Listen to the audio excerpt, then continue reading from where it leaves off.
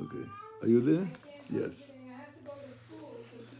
Are arrogant and haughty practices, and they have no place within the nation of Yaakov, the Jewish nation. Okay. Rather, their manners and customs should reflect modesty and humility, and they should not turn to the arrogant nations in imitation of their ways. Likewise, anything that non-Jews practice as a custom and an unexplained tradition, such that there is reason to be concerned that it contains a trace of idolatry. In other words, there is no apparent reason for a tradition that is reason enough to suspect that it has idolatrous roots, but that they were forgotten, as Ramah says in 178 in Yeridayim. A Jew must refrain from doing these things. Likewise, he should not cut his hair, nor should he grow the hair of his head like them. Rather, he should be distinct from them in his mode of dress and speech and in the rest of his actions. Just as he is distinct from them in his beliefs and his character traits. This injunction is imparted by the verse as it states in Vayikra 20:26, I have separated you from the nations to be mine.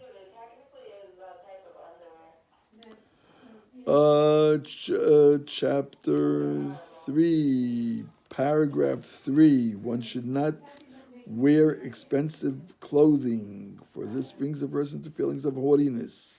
One should also not wear very inferior or dirty clothing, so that he not be humiliated in the eyes of others. Rather, he should have clean clothing of average quality. As a rule, one should be prepared to sell even the beams of his house and use the funds thus obtained to buy shoes for his feet.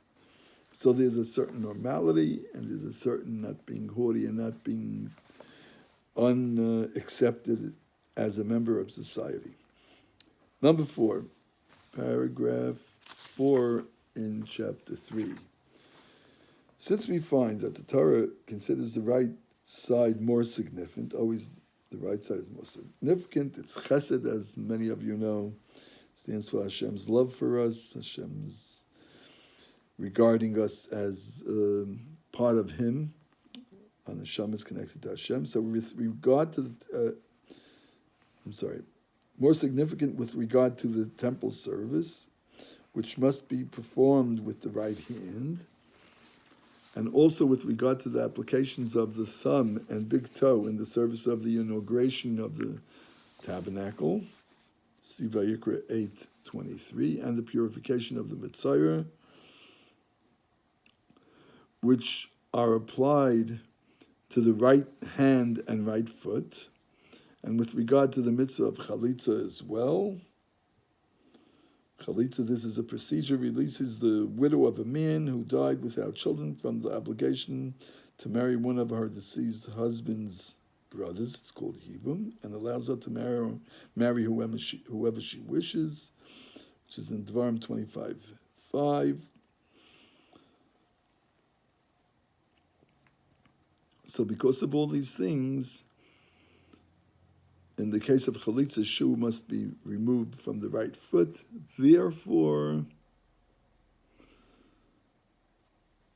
when getting dressed and in other activities as well, one should always give precedence to the right over the left. Example given. One should put on the right sleeve of a garment before the left. Also, when bathing, one should wash his right side before his left. Mishnah Berurah 2, 4, and 7.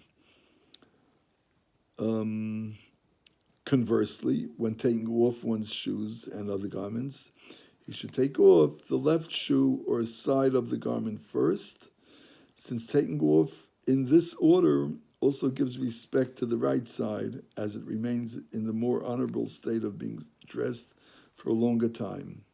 It's more honorable because it's on a Jew's body.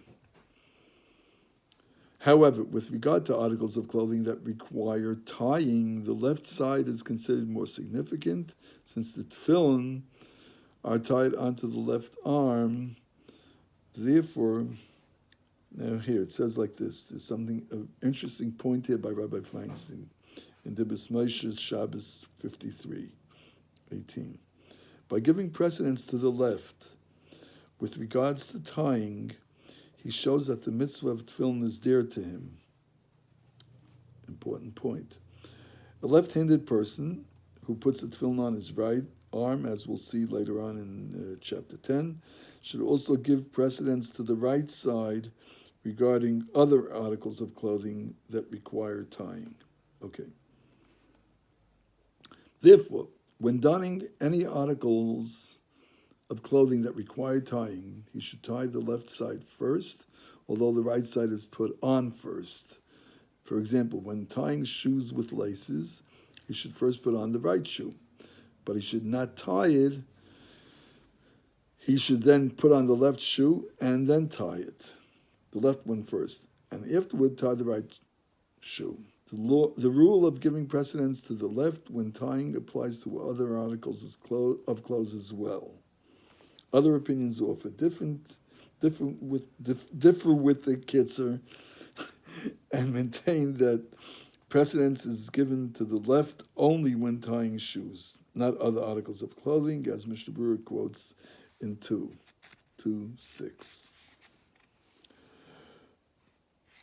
So the Berhetiv brings down a very interesting Zohar over here. Now, according to the Kabbalah, there's an interesting thing to have in mind when one puts on the left after the right. So we have in mind that the left is included in the right, and everything, the main thing is the right. So that way it's miskaba hayamin. The right side is stronger, and we're more connected to the right side, and that connects us better to Hashem's chesed, to Hashem's love to us in the most ever-present situation possible. Okay, number 5, paragraph 5. One should take care to avoid putting on 2 articles of clothing at once, because this has the negative effect of causing forgetfulness. The Eilik Chazal taught us that this causes forgetfulness. Again, it's one of the things, whatever it means, this is what Chazal taught us.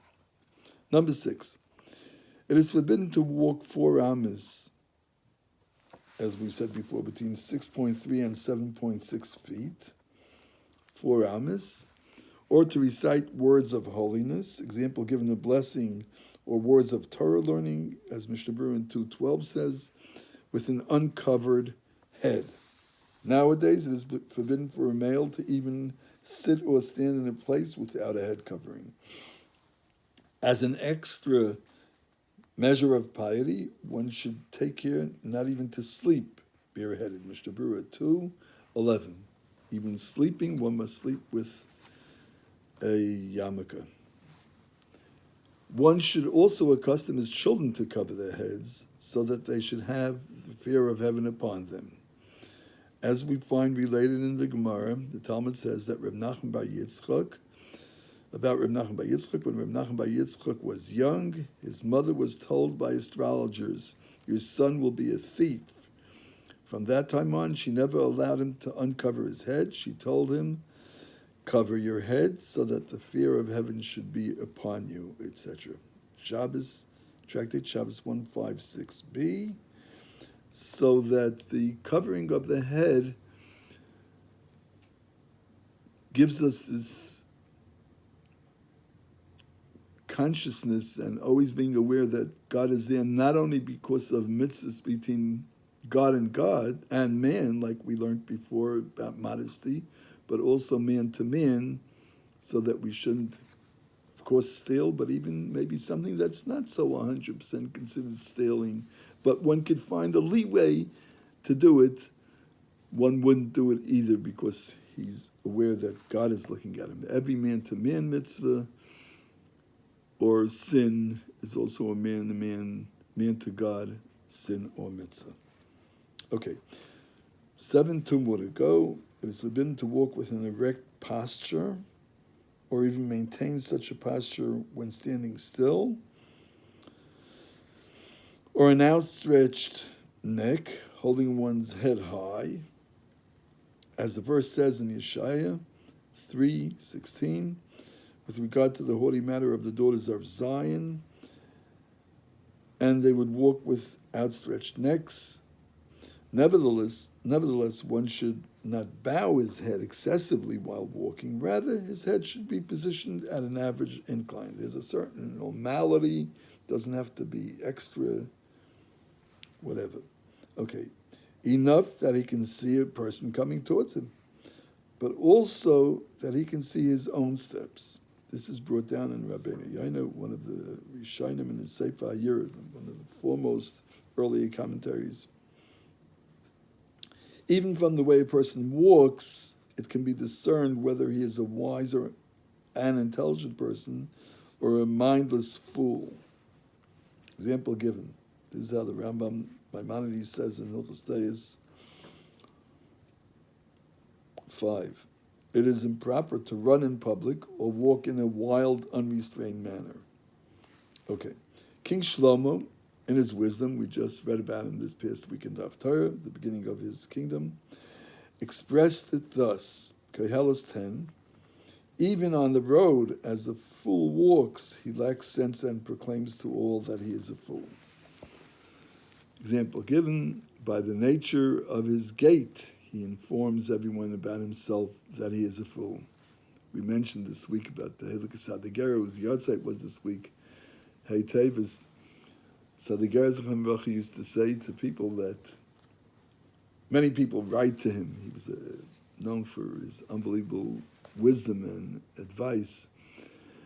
And he said certain people, I could tell right away from the envelope, that they don't think too much and they're very, rushing the issues and getting, they just want an answer as fast as possible because they don't even put the stamp on straight. Okay. Last one, it is proper to take care that a man not walk between two women. The Gemara in Horayos 13b states that walking between two women will cause a person to forget his learning. The Oitza Perushim to Horayos, Reb Yedaha Hapnini explains that he will be distracted by the women and this will cause the loss of focus. Lahavdil, to be separated, one is not compared to the other one. One must also take care not to walk between two dogs or two swine. The Gemara in Pesachim 111a states that walking between these creatures or surrounding them, as we'll see further in this paragraph, creates an aura that can be damaging to a person's health. The Talmud over there speaks about what it is exactly. Likewise, two men should not allow a woman to walk between them. Lahavdil, to be separated, also a dog or a swine to walk between them.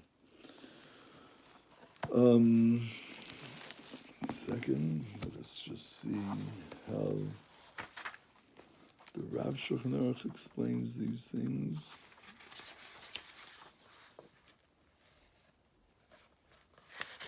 That's 3.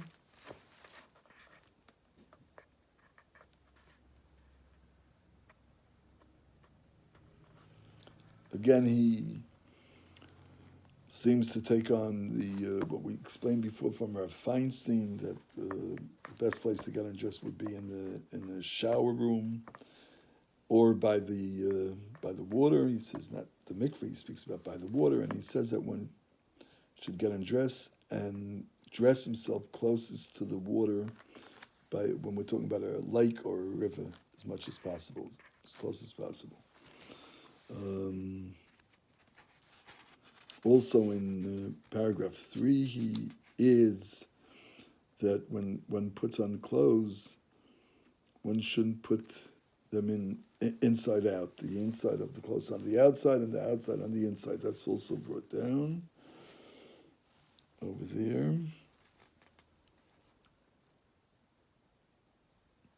The best way how to put on women.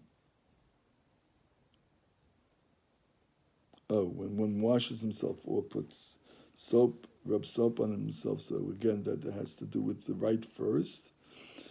And he says another interesting thing that's brought down in the Shulchan Aruch.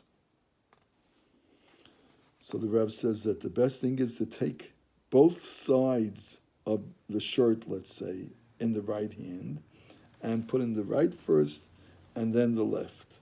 So it's like the Berhetiv that we spoke about that brings the Zaya, that the left is included in the right. So even the left comes from the right. Even whatever might be some negative connotation really comes from chesed, from the love of Hashem to us.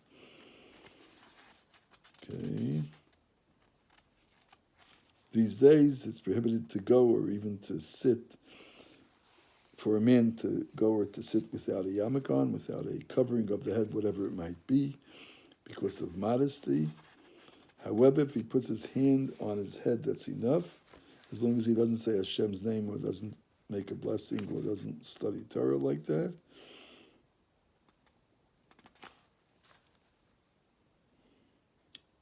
Also, a tree of dates or snakes, it's brought down in Maimonides, in Shmiras HaGufa and no, this is in the Rav Shulchan Aruch, Shmiras Gufa Nefesh, the 9th chapter, also not to go between them.